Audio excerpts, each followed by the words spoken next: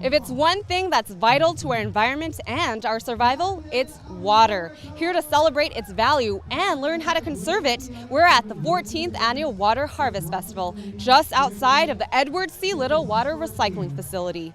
The West Basin Municipal Water District is hosting a variety of educational events, free to the public. The event is quite popular. Are you learning about how to conserve water? Yeah! All right, good. Around 1,500 people from the community gather for the water activities. There are 45 different vendors, each with their own way of educating the public about water. This is our annual Water Harvest Festival, and its main purpose is to teach conservation to all ages. That's why we have all the activities for youngsters as well as adults. We have water-saving devices, educational programs, as well as lots of fun and games and free food to attract folks here. Another big part of the festival is the Edward C. Little Water Recycling Facility. It's the largest of its kind and located right here in El Segundo, where free tours are offered to the public.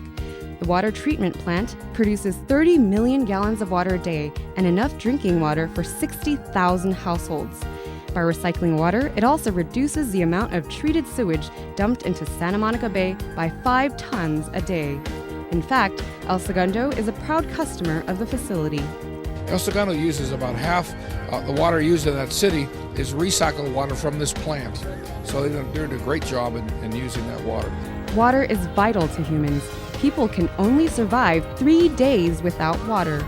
People just don't have any idea how important water is. They don't realize that our bodies are more than 80% water. Water is also extremely vital to the environment.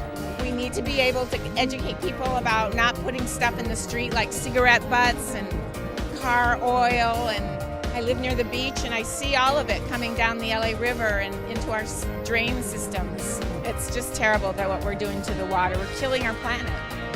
Stopping pollution can protect water. Conserving it is just as important. While 75% of Earth is water, only 1% of it is fresh water. Southern California transports its water from the San Francisco Bay Delta and the Colorado River, and even those resources are dwindling. The main message is conservation.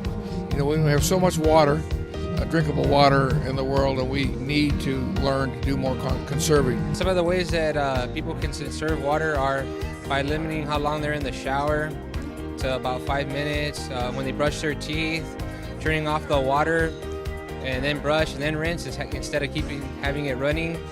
When they clean their driveway, instead of holding it down, use a broom. Just being really aware of how much water you're spending and how wasteful you're being with water, that'll really help cut down the amount of water that we just throw away.